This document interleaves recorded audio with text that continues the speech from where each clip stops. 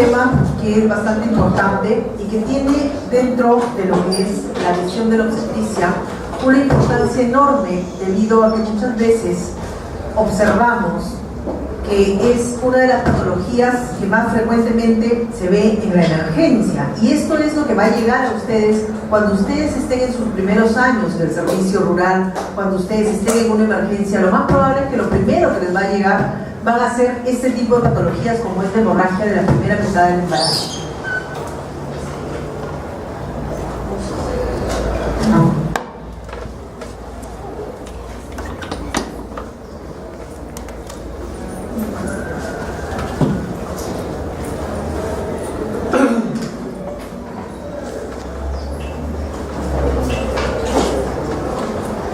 Haremos en forma manual, pasaremos en forma manual las diapositivas. Entonces, decíamos que ¿qué es una hemorragia de la primera mitad del embarazo? La presencia de sangrado de cuantía variable, que puede estar o no acompañada de dolor cólico en el hipogastrio, en una gestación potencialmente viable.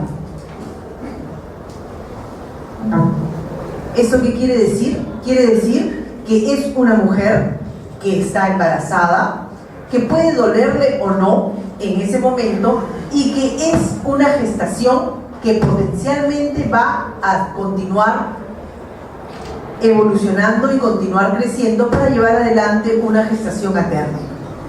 ¿Cuáles son las causas, cuál es la etiología por la cual una mujer embarazada va a tener una hemorragia de la primera mitad del embarazo?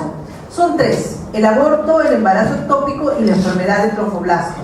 Vamos a ir revisándolas una a una con la finalidad de poder ir descubriendo poco a poco cuáles son las causas, el modo de tratamiento y sobre todo cuál es el cuadro clínico que este tipo de mujeres presenta al momento de ingresar a la emergencia de un hospital.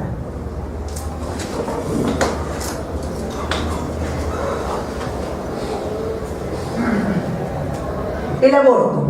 El aborto es la pérdida de una gestación antes de las 22 semanas, y la incidencia de abortos es entre 15 y 25%. La cuarta parte de todas las gestaciones van a culminar en la pérdida antes de las 22 semanas de gestación. Antiguamente los libros decían que era antes de las 20 semanas de gestación, sin embargo ahora sabemos que es hasta las 22 semanas. La etiología para una persona que pierda una gestación va a ser diferente, pero en el 50% de los abortos que existe un desarrollo normal del cigoto, sobre todo a través de algunas cromosomopatías, específicamente las cromosomopatías del grupo 1, en las cuales nosotros vamos a observar que van a ser más frecuentes las pérdidas precoces del embarazo. Si nosotros sabemos que en el grupo de cromosomas, en el primer grupo, el grupo A, van a existir mayor cantidad de anomalías cromosómicas y que van a ser incompatibles con la vida, entendemos por lo tanto por qué este desarrollo normal del cigoto en estadios iniciales va a culminar con una pérdida precoz de la gestación. ¿Qué otros factores existen? Factores propios de la madre, por ejemplo la endometritis. En el caso de la endometritis o alguna otra infección, como una infección de las vías urinarias, o incluso también algunas infecciones tan distantes como las infecciones odontológicas, vamos a tener que va a existir una infección generalizada, una reacción inflamatoria sistémica, y esta reacción inflamatoria sistémica puede conducir a la pérdida del embarazo. Factores endocrinológicos. El principal de los factores endocrinológicos tienen ustedes dos. El principal de ellos, decíamos, es en el caso del hipotiroidismo, y en segundo lugar también en aquellos casos en los cuales existe, por ejemplo, una anomalía del cuerpo lúteo. Acuérdense que el cuerpo lúteo es lo que mantiene la gestación hasta las 10 semanas, es encargado de producir la progesterona durante estas primeras 10 semanas que mantienen al embrión en su lugar, y este factor endocrinológico entonces es muy importante para que una persona pueda llevar adelante una gestación sin problemas. Entonces el hipotiroidismo y el déficit de cuerpo lúteo son factores endocrinológicos importantes para que ocurra un aborto. Factores inmunológicos. Dentro de los factores inmunológicos van a observar ustedes tres cosas. Recuerden en primer lugar lo que es caso de aquellos síndromes antifosfolipídicos, en los que es imprescindible que ustedes puedan pedir el anticuerpo anticardiolipina, los anticuerpos antilúpicos y sobre todo también evaluar si es que esta paciente tiene pérdidas recurrentes. El síndrome antifosfolipídico es un síndrome que lo vamos a observar en aquellas mujeres que han tenido abortos recurrentes o abortadoras habituales.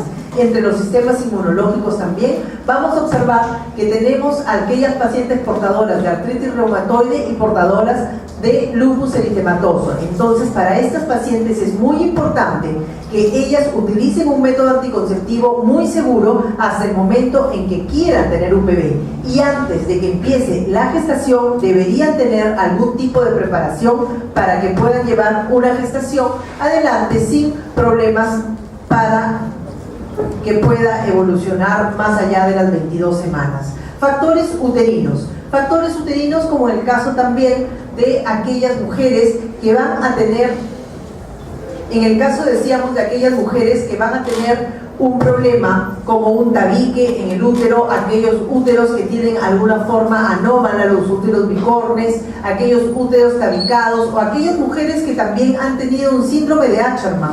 ¿Por qué? Porque van a existir problemas a nivel de esta cavidad uterina que van a llevar adelante la pérdida, van a contribuir a que exista una pérdida del embarazo. Finalmente, aquellos factores ambientales en los cuales una mujer puede recibir diferentes agresiones del medio ambiente. Entre estas agresiones del medio ambiente, por ejemplo, los porcentajes de radiación. Entre estas agresiones del medio ambiente también aquellos envenenamientos prolongados por órganos fosforados o por plomo, etcétera, van a conducir a que existan no solamente malformaciones, sino malformaciones que, incompatibles con la vida, determinen la aparición final de un aborto. ¿Qué vamos a ver también? Vamos a ver también el porcentaje de abortos según el tiempo de embarazo. En el porcentaje de abortos según el tiempo de embarazo, vamos a ver que son espontáneos casi la mitad de todos los abortos. Hasta 47% de los abortos suelen ser abortos espontáneos.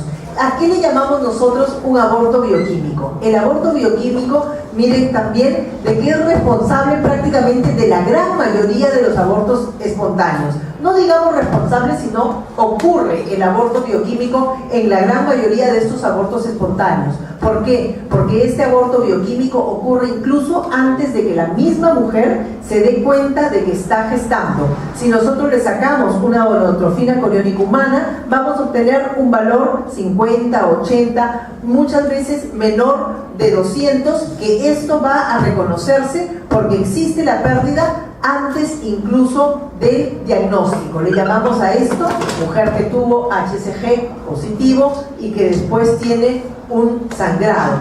¿En qué caso se da? Se da en los casos en que habíamos mencionado, insistimos en que aquellas cromosomopatías del primer grupo, del grupo A, que van a llevar adelante la posibilidad de un aborto bioquímico. El aborto bioquímico, entonces, la mujer ni siquiera se ha dado cuenta. Ese podría ser, por ejemplo, un caso clínico que se ponga, ¿no? Una mujer que no tiene un retraso menstrual, que tiene 10 días después de una relación sexual, en algún momento, no me acuerdo si ya lo dijimos en la clase, en esta no, pero en alguna anterior, ¿cuántos días después de la relación sexual existe ya un HCG beta positivo? 7 días. Entonces, si yo a los 7 días le hago a la mujer un examen, yo ya sé si va a salir gestando o no. A los 10 días le estoy poniendo un caso, ¿no? Un probable caso clínico. Está que se duerme, mucho está estudiando. El probable caso clínico, entonces sería, ¿no? Mujer que hace 10 días tuvo una relación sexual no protegida en día 14 del ciclo menstrual y que sale un HCG en 48. Posteriormente, la menstruación tiene un sangrado vaginal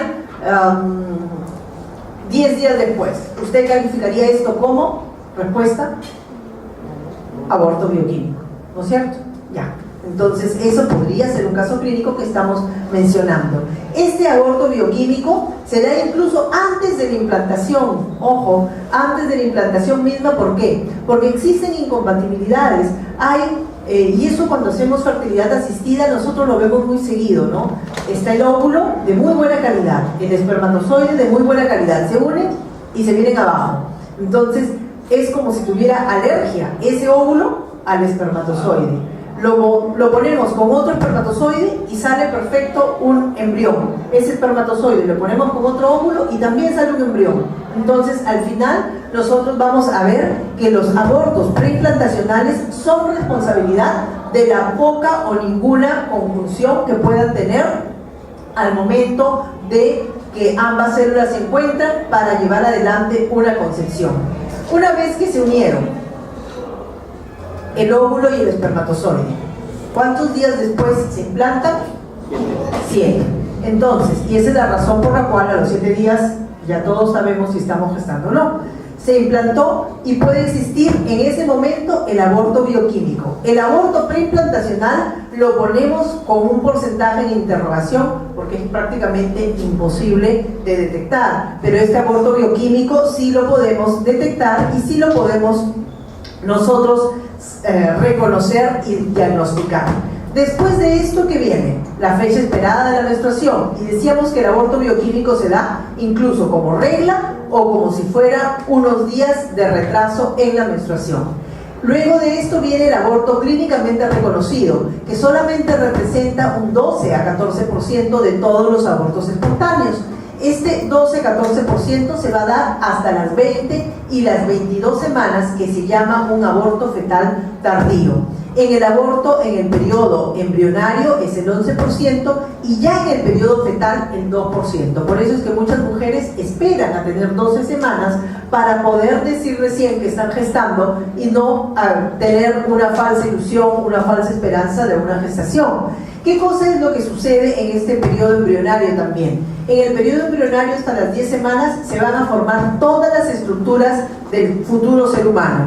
Esas estructuras de ahí en adelante solamente van a crecer y van a realizar algunos cambios a nivel, por ejemplo, cardiológico, como el cierre de determinadas comunicaciones interauriculares, etc. Y esto se va a dar ya a partir, decíamos, de las 10 semanas. Entonces, en el periodo de formación hasta las 10 semanas es mucho más frecuente, hasta las 8, desde las 8.5 e incluso hasta las 10 semanas es mucho más frecuente también el porcentaje de abortos. Una vez que la criatura ya está formada, el porcentaje de abortos es bastante menor, hasta que decimos hasta un 2%. Hablamos de aborto y hablamos de amenaza de aborto. ¿Qué cosa es una amenaza de aborto? La amenaza de aborto es sangrado o contracciones uterinas más o menos dolorosas en una gestación intrauterina menor de 22 semanas o un feto menos de 500 gramos. El cuello uterino debe estar cerrado. Si yo les pongo paciente de 24 años con cervix, el orificio cervical interno de 2 milímetros, que tiene presencia de un sangrado rojo rutilante y contracciones uterinas, que a la ecografía encontramos una tumoración anexial en el ovario derecho y que no se ve contenido intrauterino. ¿Cuál sería el diagnóstico? Dilo fuerte. Eso es un embarazo ectópico, eso no es una amenaza de aborto. Entonces no vayan a contestar eso en el examen, ¿ah? Porque se les puede poner un caso así y eso es cualquier otra cosa menos una amenaza de aborto. Pero si ya hay un contenido dentro del útero, menos de 22 semanas, menos de 500 gramos, entonces hablamos de una amenaza de aborto. ¿Qué cosa debo yo diferenciar de la amenaza de aborto? Si es que tiene alguna condición, por ejemplo, una cervicitis, o si tiene un cáncer de cuello uterino, que son responsables de sangrados vaginales también, o aquellas mujeres también con una metrorragia disfuncional, porque no necesariamente toda mujer en edad reproductiva que sangra es porque está con amenaza de aborto. Tranquilamente podría ser parte de un sangrado menstrual abundante, o de repente, bueno, es una paciente que tiene como ejemplo una oligomenorrea. ¿Alguien se acuerda de qué cosa es oligomenorrea? ¿En el examen? Más de 35 días, claro. Exacto, porque si no ya cae en... Perfecto, bravo. Ya, entonces pasamos a las metrorragias disfuncionales, pasamos al embarazo ectópico, que era lo que su compañero nos mencionaba, ¿no? Los embarazos ectópicos es un embarazo fuera del útero y que pueden producir dolor y que pueden producir sangrado. La diferencia, el kit del asunto está que nosotros dentro del útero no encontramos absolutamente nada. Y finalmente también las enfermedades de trofoblasto. Las enfermedades de trofoblasto, mola, coriocarcinoma, molas completas, molas parciales, todas que son las molas completas procedentes del padre, que siempre también es una pregunta de examen. Entonces, hablamos nosotros de que estas enfermedades de trofoblasto también son parte del diagnóstico diferencial de una amenaza de aborto. Lo que más les interesa a ustedes, lo que ustedes deben de recordar de aquí en adelante para cuando estén recogiendo los 10 puntos para su residencia, porque yo no creo que ninguno de ustedes se quiera quedar en Lima para recibir 0 de puntaje y después no poder entrar a la residencia, pero ni siquiera pues de autoría médica o una cosa chiquita, ¿no? Entonces necesitan ustedes salir de Lima para que tengan un buen puntaje y que su residencia, buenas noches doctor, y para que su residencia sea algo accesible y tengan ustedes el derecho a elegir lo que quieran. Entonces tenemos la presencia de un retraso menstrual en el diagnóstico en el primer nivel de atención. ¿Qué cosas ustedes vienen? La mujer les dice, mi regla no viene. Tenemos HCG beta positivo. Tenemos, si es que lo tienen a la mano, ahora sí, cada vez, en mi época era raro tener un ecógrafo, había uno solo para todo el hospital, y es un hospital nacional. Ahora hay ecógrafos por todas partes, hasta portátiles, y de repente a alguno de ustedes se le va a hacer más fácil la vida si se lleva un ecógrafo portátil y así se evitan problemas con los diagnósticos que van a venir. Entonces, diagnóstico de vitalidad fetal por ultrasonido y hemorragia de magnitud variable. Una hemorragia que puede ir desde goteo hasta un sangrado muy abundante en los casos en los cuales ya el aborto se está dando y que viene a ser un aborto incompleto o un aborto en curso. El dolor tipo cólico en hipogastrio también de magnitud variable. No el hecho de que sea más fuerte o más sangrado significa que sea más probable el aborto. Entonces también debemos ver si es que el volumen uterino es acorde con el retraso menstrual y no olvidar el diagnóstico diferencial de embarazo ectópico. ¿Cómo hacemos un diagnóstico ecográfico de amenaza de aborto? Esto es muy importante. El diagnóstico ecográfico de la amenaza de aborto, buenas noches doctor. El diagnóstico ecográfico de la amenaza de aborto también nosotros lo vamos a poder realizar. Nosotros también lo vamos a poder realizar, primero que nada, a través de 2 vías. Pueden hacerlo a través de la vía vaginal o a través de la vía pélvica. La vía pélvica, si es que no tienen el transductor vaginal, eso es raro, o en aquellas mujeres vírgenes. ¿Cómo una virgen puede salir embarazada? Claro que sí. Una virgen que solo ha tenido roce con los genitales de un varón y ha habido eyaculación en los genitales externos, está embarazada sin ningún problema. Y virgen sigue. Entonces, decíamos, a través de la vía pélvica o de la vía vaginal, vamos a encontrar un embrión con latidos cardíacos fetales. ¿Qué es lo que vamos a indicarle a la paciente? Reposo en cama hasta que cese el sangrado y considerar el apoyo, eso queda en el entredicho, de la progesterona. Embrión sin latidos cardíacos fetales, vamos a tener que es un embrión que tiene que tener más de 5 milímetros en el transvaginal y más de 10 milímetros en la vía pélvica o transabdominal. Si yo tengo un embrión con más de 5 milímetros sin latidos, hay que hacer una evacuación uterina. Un momentito, por favor.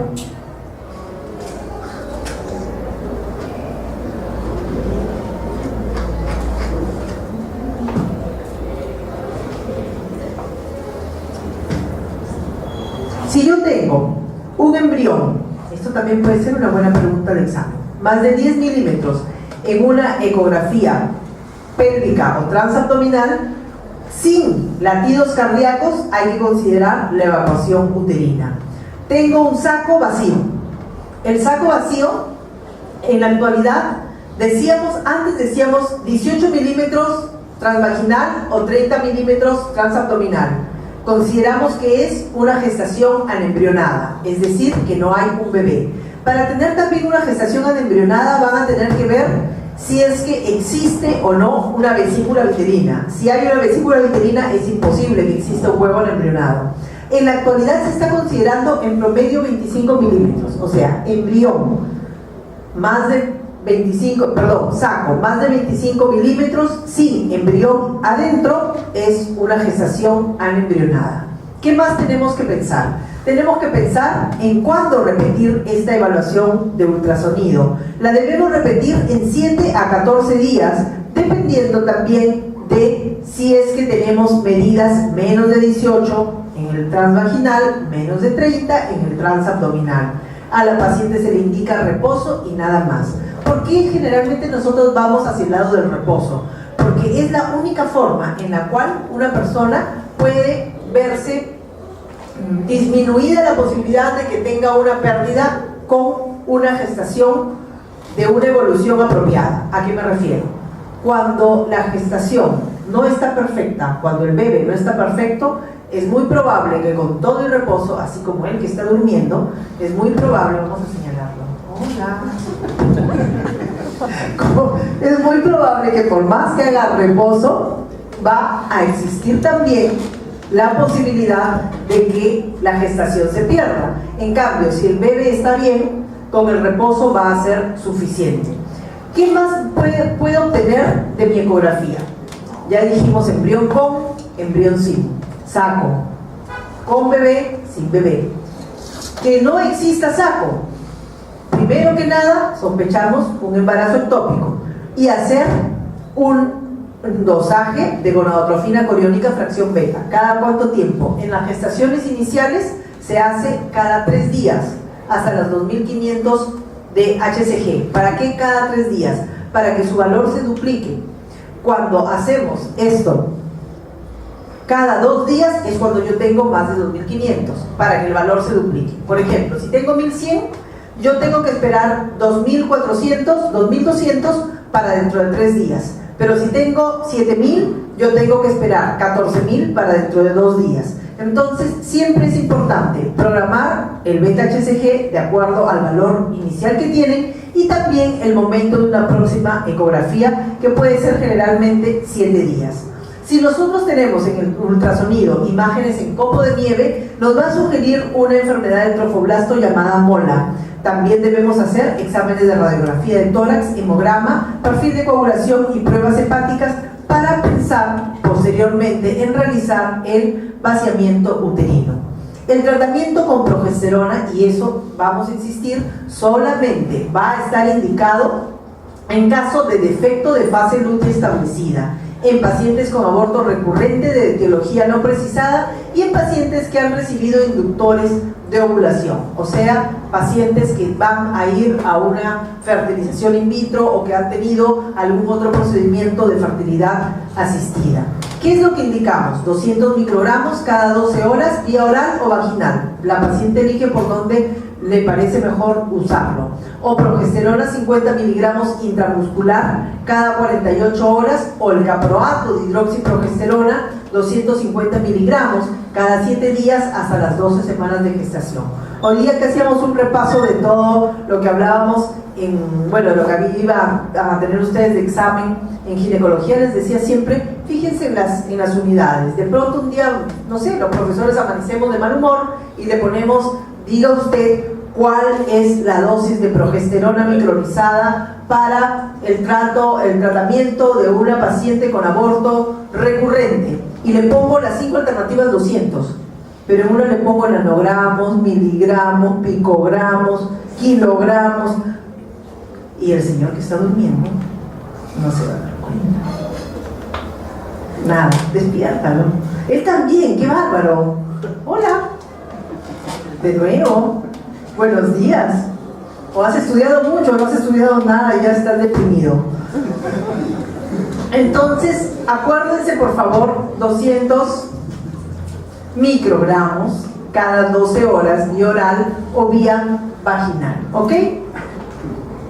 El uso de antiespasmódicos como la iosina debe ser limitado. En realidad la utilidad no está demostrada y existen algunas dudas todavía cuando se administran durante el periodo de organogénesis, es decir, entre los días 18 y 55, inmediatamente después de la concepción. En aquellas pacientes con RH negativos no sensibilizadas, con amenaza de aborto debería darse la profilaxis con inmunoglobulina? Y esa es una pregunta que siempre nos gusta hacerla, ¿no? Paciente RH negativo, con primera gestación, que va a tener una amenaza de aborto con sangrado profuso, etcétera, etcétera, y continúa la gestación. Y le vamos a indicar, diga cuál será la medida más importante en el tratamiento de esta paciente. Le ponemos, por ejemplo, palmódicos, le ponemos un montón de cosas, reposo, etcétera, etcétera. La respuesta es colocar la profilaxis con inmunoglobulina 150 microgramos intramuscular de las 7 a las 12 semanas, y si ya tengo más de 12 semanas,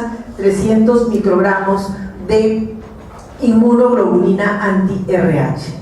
¿Cuál es el manejo de la amenaza de aborto en el primer nivel de atención? Vino la paciente en edad reproductiva con sangrado, una buena historia clínica, cuándo fue la relación, se puso preservativo o no, primera vez que está gestando, etcétera, etcétera. ¿Sospechan de embarazo? Sí.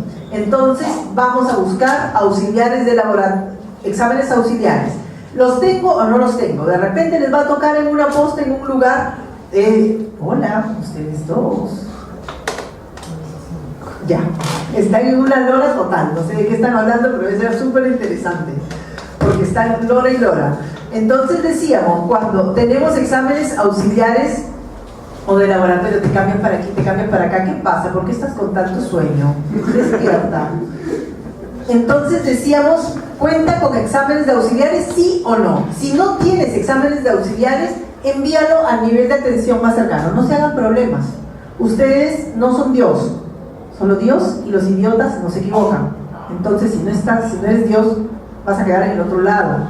Preferible es que ustedes envíen un sangrado vaginal sin diagnóstico a un nivel de atención, a que después venga todo el pueblo y los linche, porque en los pueblos es muy común eso, que le pegan al médico cuando el médico se equivoca y al paciente le pasa algo. De repente se están quedando con un embarazo ectópico, o se están quedando con una mola, o se están quedando con una amenaza de aborto, y lógicamente van a ocasionar que el paciente tenga un exitus letalis, o sea que se muera. Preferible es que ustedes deriven a un nivel de atención más cercano.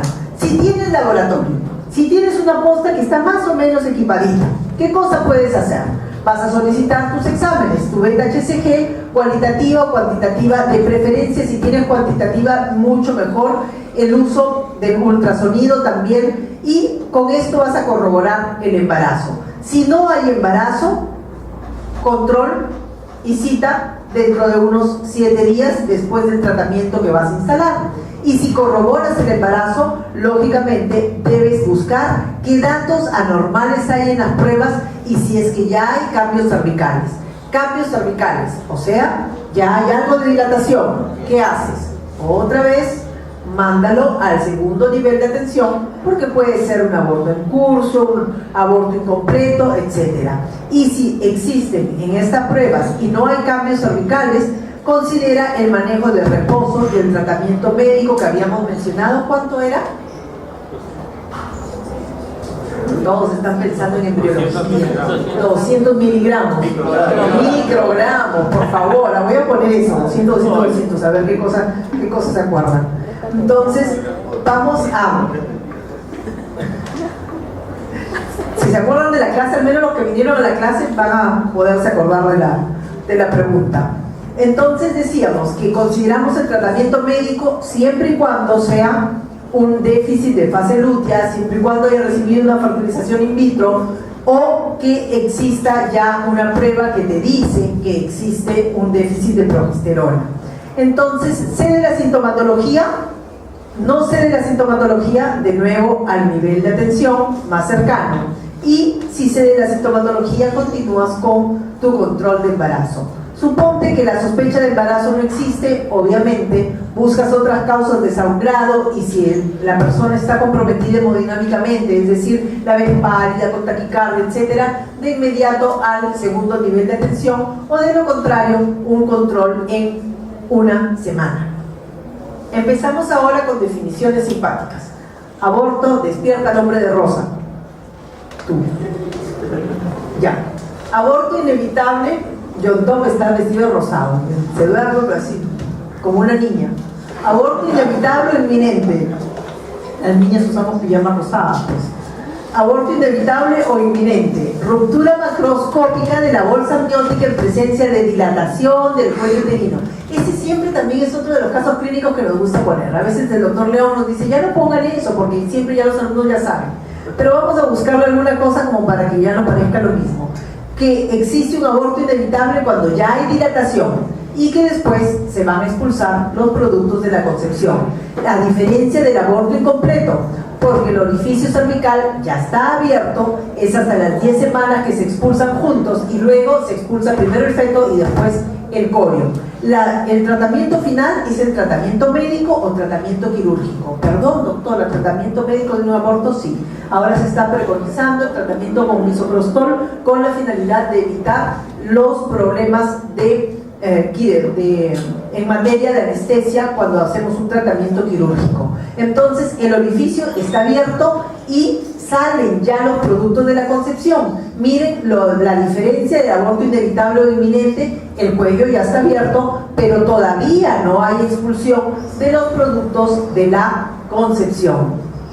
El aborto completo, cuando ya los productos de la concepción salieron en su totalidad hasta las 10 semanas. Por favor, si yo le pongo paciente que ha expulsado un feto de 300 gramos y no, hay que ser un poco más todavía, paciente que ha expulsado un feto de 400 gramos y la placenta posteriormente necesita un legrado, ¿sí o no? Tú dices que no, tú crees que es un aborto completo. Allá atrás, al lado del rosadito, ¿tú qué dices? Que sí. Él tiene razón.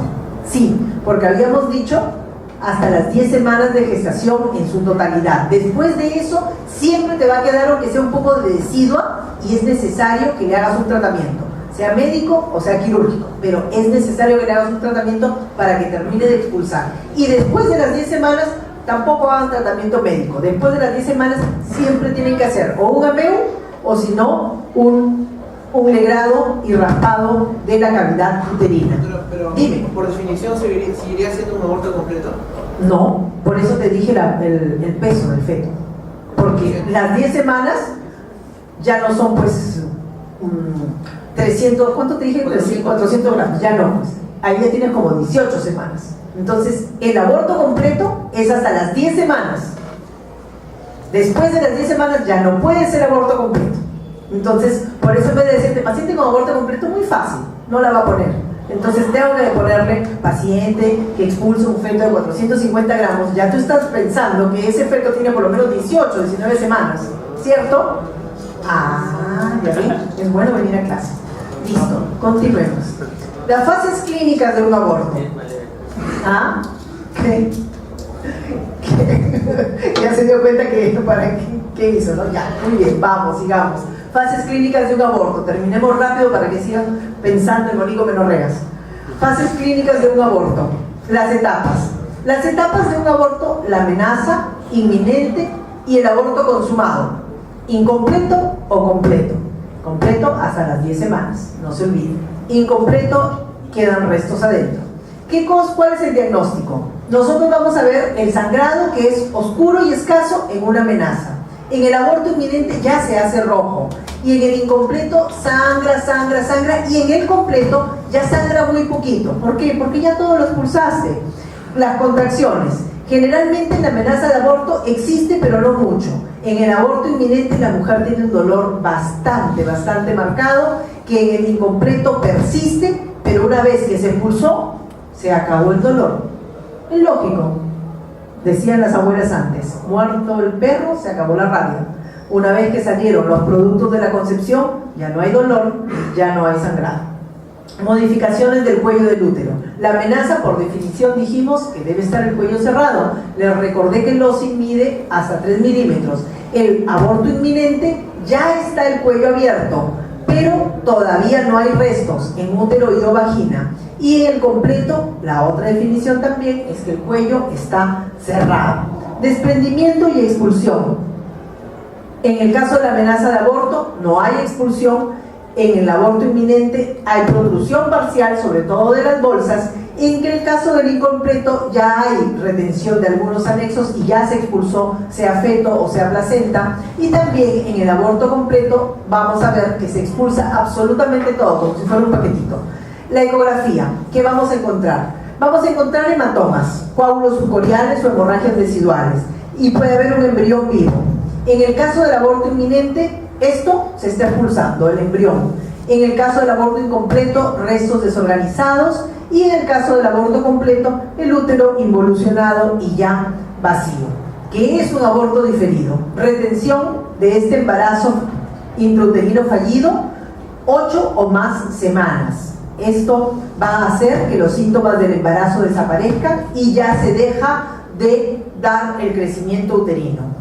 Una vez que han llegado ustedes a las 12 semanas, acuérdense que ya el útero tiene que salir de la parte pélvica y tiene que tocarse sobre la sínfisis del pubis. Acuérdense de que va a existir un crecimiento generalmente paralelo a lo que viene a ser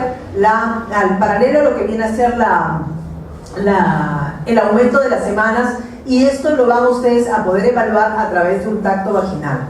Las primeras 5 o 6 semanas no hay mayor crecimiento. A partir de la 7ª y la 8ª, el útero se pone blando, el útero como si fuera, decíamos, una adenomiosis, ¿no? Un útero blando y gordito.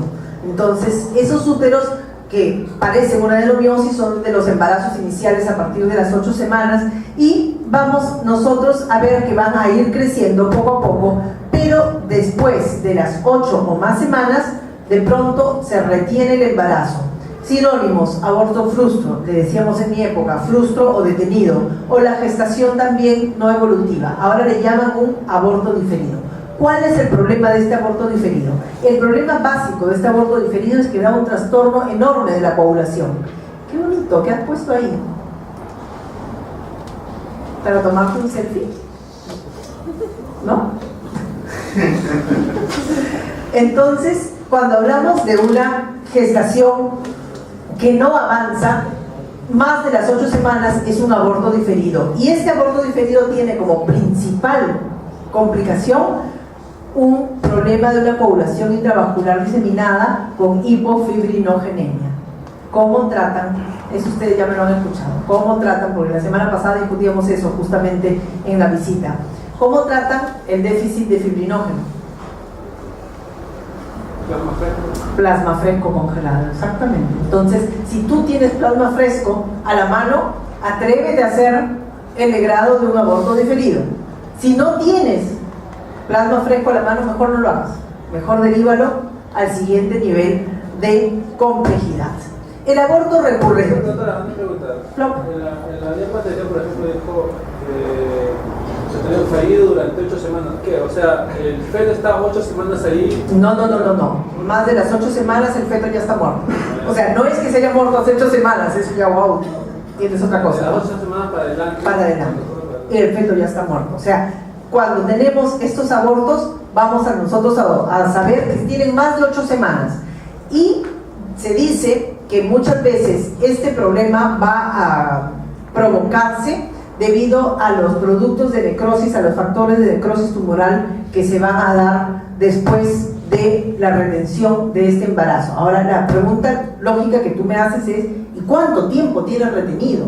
Generalmente nosotros decimos que tiene ese bebé más de un mes de muerto, más de 4 semanas muertas, y lo que pasa es que simple y llanamente la mujer no se dio cuenta hasta ese momento, o que empieza un sangrado o que va al control, le hacemos una ecografía y lógicamente no encontramos un latido, no encontramos una vitalidad fetal. ¿Por qué no me puedo yo no darme cuenta de que tengo un frustro? Porque no hay forma de que me dé cuenta. Si yo sintiera los movimientos del feto, los movimientos se sienten a las 20 semanas, 18, 20 semanas generalmente. Entonces, si yo pudiera saber, pero tendría que andarme haciendo ecografías todos los días o todas las semanas, lo cual tampoco es precisamente muy ni común ni lógico. Entonces, esto es lo que nosotros decimos: después de las 8 semanas, la retención de un feto que tiene más de 4 meses ya fallecido en el intraútero, los síntomas del embarazo de pronto han desaparecido, ya no crece el útero, y esto es considerado una gestación detenida, un aborto diferido. El aborto recurrente: más de 2 pérdidas de embarazo consecutivas. La etiología: decíamos, una mujer que tiene, por ejemplo, lupus, una mujer con artritis reumatoide, una mujer con síndrome antifosfolipídico. Decíamos que teníamos que buscar los anticuerpos anticardiolipina, el antilúpico, y también buscar la mutación del gen de la protrombina o el defecto del factor 5 de Leiden, que son las cosas más comunes para un síndrome antifosfolípidos.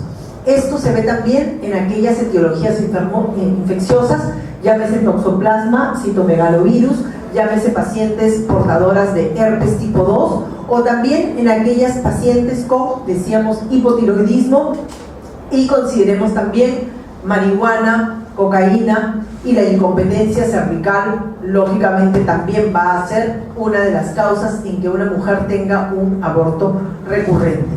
El aborto provocado o inducido, interrupción del embarazo antes de lograr la viabilidad fetal. En el Perú solo es legal en caso de aborto terapéutico cuando la vida de la madre está en inminencia de muerte, y esto es bien discutible. Entonces, ¿lo pueden despertar ahí? Ya se despertó solo.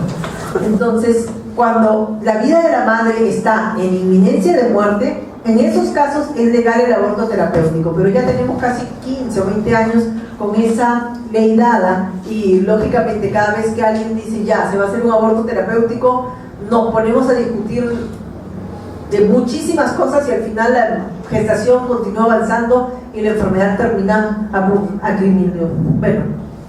matando a la mujer en realidad, ¿no? Lo que sucede muchas veces, por ejemplo, es que cuál es la línea de ética, cuál es la línea diferencial entre lo que una persona que está por venir tiene como derechos y cuál es el derecho de la otra persona a permanecer dormido, ¿no? ¿Cuál es el derecho de la otra persona a continuar y a conservar su salud? Eso entonces siempre lo vamos a discutir, lo vamos a seguir discutiendo, pero lógicamente tengan ustedes en cuenta de que siempre para hacer un aborto terapéutico tienen que tener 3 personas: un pediatra, tienen que tener el médico tratante, o sea, el oncólogo, por ejemplo, si la persona tiene un cáncer, y tiene que estar el ginecólogo. Ellos 3 para hacer un aborto terapéutico. Y el aborto provocado hasta las 7 semanas de gestación, la opción farmacológica, y las complicaciones, que sea un legrado uterino incompleto, una infección o una hemorragia. ¿Qué cosa es hasta las 7 semanas opción farmacológica? Pongámonos en el caso: paciente con cáncer de pulmón que está recibiendo biológicos afatinib para este problema del cáncer de pulmón y sale gestando. No hemos visto nosotros el caso así. En el hospital lo vimos al revés. El varón tenía el cáncer de pulmón, estaba recibiendo los medicamentos y su esposa salió gestando. Entonces ella pedía que le hicieran un aborto provocado e inducido. Si hubiera tenido 7 semanas, podría haber hecho uso del misoprostol, como le habíamos dicho, o del mifepristone, cualquiera de los dos, pero si tenía más de 7 semanas, en el caso de la paciente tenía como 8 semanas, lógicamente lo que le hubiera correspondido, si fuera legal, es un legrado uterino incompleto. ¿Por qué no es legal? Porque no está en peligro la vida de la madre. Entonces, eso también, tengan cuidado cuando uno ponga una pregunta. Si la vida de la madre está en peligro, oye, y se pone en tu hombro, es una maravilla. De verdad, esto lo deja feliz. Ya lo conozco ya. Un poco más y le rasca la cabeza. De verdad. Qué barbaridad. Entonces decíamos que en el caso de esta paciente no era legal porque el peligro no era para ella, y ella nos decía con justa razón: ¿ustedes creen que el espermatozoide de mi esposo va a haber estado sano? Y la verdad es que ninguno de nosotros podía decir tal cosa. Le ofrecimos a las 9 semanas hacer un Harmony, hacer una prueba en sangre para ver si problema tenía de cromosomas. Le ofrecimos a las 11 semanas hacerle una biopsia de vellosidades coriales, pero obviamente en estos casos el defecto de cromosomas no va a ser el más común, sino va a ser un defecto físico, y muchas veces defectos físicos incompatibles con la vida, como por ejemplo tetralogía de Fallot, tetralogía de Cantrell, esas cosas que muchas veces en la parte de cromosomas están perfectos, pero a la hora que nacen se mueren por este problema cardiológico. Entonces, ¿qué hacer? Frente a esos casos, la verdad, a veces mamá naturaleza es la que nos ayuda tremendamente. 2 semanas después, eso se había convertido en lo que a él le gusta: un aborto diferido. porque tú lo dijiste después de las 8 semanas, como te llamó la atención, entonces es un aborto diferido y lógicamente ese bebé ya había fallecido y ya se le hizo el legrado a esa paciente. A ver, un legrado uterino. El legrado uterino, ¿cuáles son las complicaciones? Que no lo hayan hecho completo, que no hayan sacado los restos, una infección que haya sido hecho en condiciones desfavorables y que por lo tanto existe una infección o una hemorragia. También otra de las complicaciones de los legrados es la perforación y el aborto séptico, que es la complicación mayor de esta infección, es cuando existe más de 38 grados, ojo, si le pongo 37,8 eso no es, 38 grados, que se hayan descartado otras causas y tiene que haber una ruptura de membrana prolongada, porque lógicamente desde el principio las membranas están presentes y si están rotas, eso ya es una amniorresis prolongada, una gestación más DIU, por ejemplo, o un aborto provocado, y las complicaciones, decíamos, la perforación o el legrado uterino incompleto. En la gestación más DIU, esa es otra de las cosas que siempre tienen que tener en cuenta. Paciente de 27 años que se colocó una T de cobre hace 3 años, viene con una menorrea de 7 semanas y con ¿qué les ponemos a ver? Un HCG beta positivo, con 39 de fiebre, con salida de restos embrionarios por vía cervical. El diagnóstico es un aborto séptico, ¿no? Eso es un aborto séptico.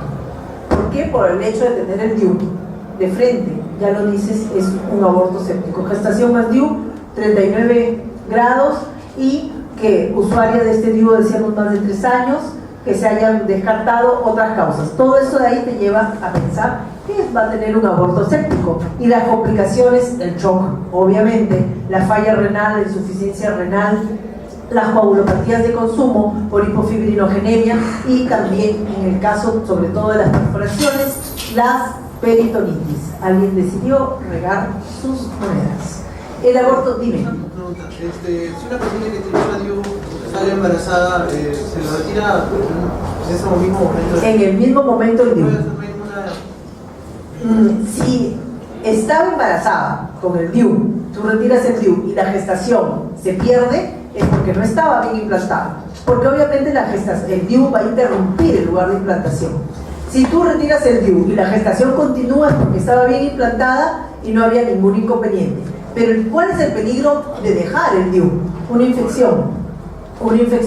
Entonces también eso vamos a llevar a tener que siempre ustedes, si tienen una gestación más DIU, de todas maneras hay que sacar el DIU. Así la paciente diga, y si se va a venir, no se va a venir, pero a la larga, si ustedes tienen una gestación bien implantada, ahí se va a quedar. Pero si lo dejan, lo más probable es que regrese con una sepsis o un aborto séptico por haberlo dejado en ese lugar. Dime. ¿Y si la paciente no quiere tener el bebito, igual le dejamos? A pesar de que sacamos el DIU, dejamos que siga el embarazo. Claro que sí, porque el aborto todavía no es legal en el Perú. Se está peleando, se está luchando, porque independientemente de lo que uno piense de las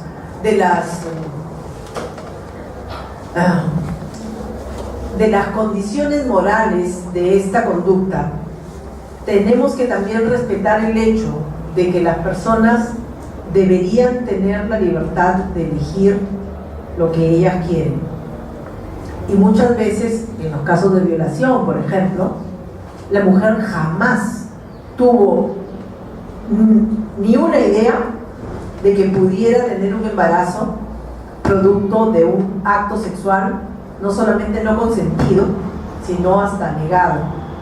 Entonces son esas cosas las que a uno le ponen un poco a pensar y a pensar que de repente esa ley debería ser un poco más correcta, porque en el Perú se hacen más de 300.000 abortos al año. En otras palabras, mientras nosotros estamos conversando, están sucediendo más de 1.000 abortos en un día. ¿En qué condiciones? Si es ilegal. Solo el 20% se hace en un hospital, en una clínica, por alguno de los diagnósticos que hemos mencionado, abortos diferidos, abortos incompletos, etc. O sea, el otro 80% me estás hablando casi de 250.000 personas que se someten a un procedimiento en algún tipo de condición anormal o algún tipo de condición desfavorable. Y eso a la larga, ¿qué va a llevarte? Va a llevarte infecciones, infertilidad secundaria, o va a llevarte incluso por la falta de un apoyo psicológico apropiado, a síndromes depresivos y a problemas constantes. Entonces, yo no sé si es que nosotros tenemos el derecho de decirle a una persona cuál es la conducta que debe tener frente a un hecho prácticamente ya consumado. Pienso también que nosotros, mi idea no es, yo no lo haría. Yo digo, si mi posición es bien cómoda, yo no lo haría, pero no me opondría a que exista un lugar saludable para que esto se haga. Pero también mi posición es que nosotros lo que deberíamos defender es el uso de los métodos anticonceptivos. Y en ese sentido hasta la iglesia terminó abriéndose la mente y ya permitiendo sotto voce, o sea, en voz muy baja, el uso de métodos anticonceptivos. Porque si yo no quiero ni una cosa ni la otra, estoy condenando a la gente a tener algo que no solamente no quieren, sino que de repente va a determinar el fracaso de toda una vida. No sé hasta qué punto yo pudiera hacerme responsable del embarazo sucedido por una violación.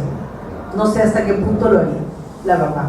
Y bueno, me imagino que todos ustedes también pueden tener algún tipo de reparo religioso, lo que tú quieras, pero lógicamente las libertades de una persona terminan donde comienzan las de otra, ¿no? La libertad y el derecho a vivir termina también donde comienza el derecho de la otra persona a llevar adelante una vida sin sobresaltos. Regresando a nuestro aborto séptico, ¿qué es lo que debemos hacer? Debemos derivar a un nivel superior que tenga unidad de cuidados intensivos, con un monitoreo constante de funciones vitales, un perfil de coagulación y también, sobre todo, a tener muy clara cuál es la función renal de la paciente, hacerle hemocultivos, hacerle una ecografía y una radiografía de tórax y abdomen. Debemos también buscar la colocación de un catéter venoso central y administrar líquidos, administrar una vacuna antitetánica y antibiótico terapia amplia. Suponte que yo tenga, en este caso del aborto séptico, añadamos de algo más interesante, un RH negativo. ¿Qué más me falta acá? La isoimunización. ¿Cuánto era? No, esa es la progesterona, 200 microgramos, ya se me quedó. 150 y 300, ¿no es cierto? 150 dependiendo del... Exactamente, hasta las 7 semanas, 150 y después de eso 300, ¿ok? Ya se le quedaron los 200 microgramos de progesterona en la cabeza. Tratamiento del aborto. Médico, habíamos hablado de la mifepristona, el metrotexato y el misoprostol. Esto hay en el Perú, esto hay en el Perú, esto no hay en el Perú. Esto es un poco más caro.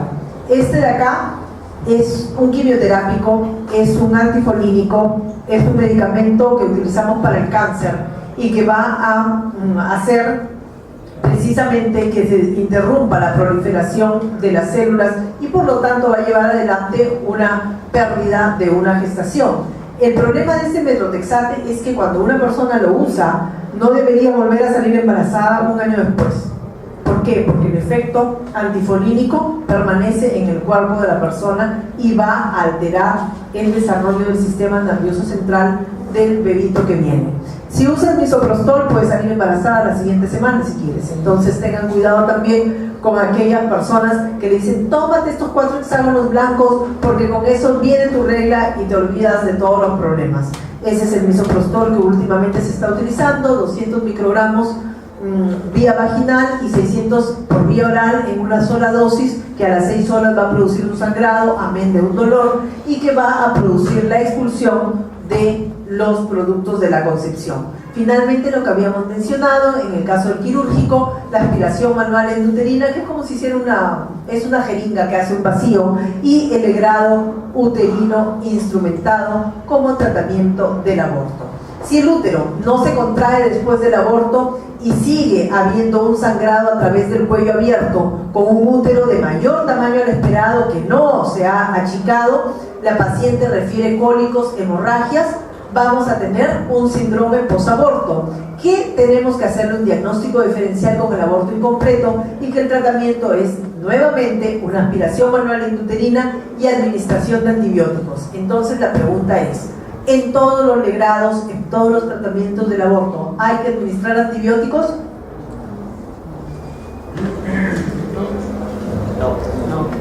No, solamente en aquellos casos de síndrome posaborto y en aquellos casos de los abortos infectados o los abortos sépticos, ¿no es cierto? Entonces ahí tenemos otra pregunta más.